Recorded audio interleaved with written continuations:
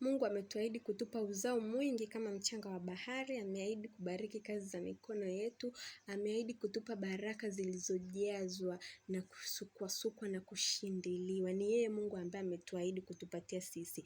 Lakini je, kwa maisha ya leo, mbona havionekani katika uhalisia?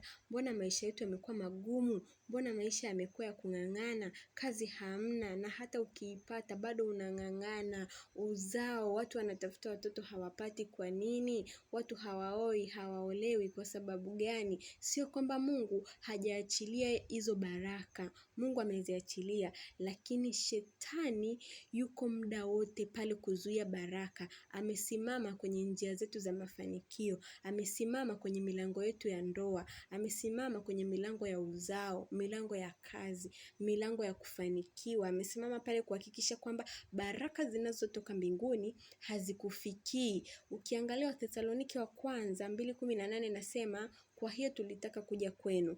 Naam, mimi Paulo, kwa mara ya kwanza, mara ya pili, na shetani akatuzuia. Kwa hiyo kwamba Paulo alitaka kwenda kwa kanisa la Wathesalonike, lakini shetani aliona akienda pale wale watu watafunguliwa, watu watapona, watu watamjua Mungu. Kwa alijaribu kumzuia mara ya kwanza, mara ya pili, anamzuia kusudi asifike pale, akawafungua wagonjwa, akaponya wagonjwa, akawafundisha neno la Mungu, watu wakamjua Mungu. Shetani hachoki, anavyoona unazidi kufanikiwa, naye ndivyo anavyozidi kuongeza juhudi za kukuzuia usifikiri njia ya mafanikio. Wathesalonike wa kwanza mlango wa 5 mstari wa 17 unasema, ombeni bila kukoma. Silaha yetu ni maombi. Kufunga na kuomba ndio silaha itakayomuondoa shetani kwenye njia yetu ya mafanikio.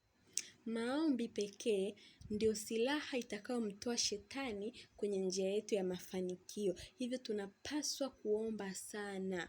Yakobo 4:7 inasema, basi mtiini Mungu, mpingeni shetani na atawakimbia. Shetani tunampinga kwa maombi, kwa kuomba, kwa kufunga. Tumeshaambiwa kwenye Luka 10:27 kwamba mmepewa mamlaka ya kukanyaga nge na nyoka. Kwa hiyo tuna uwezo na tuna mamlaka ya kumpinga na kumuondoa kwenye maisha yetu kwa kufunga na kuomba.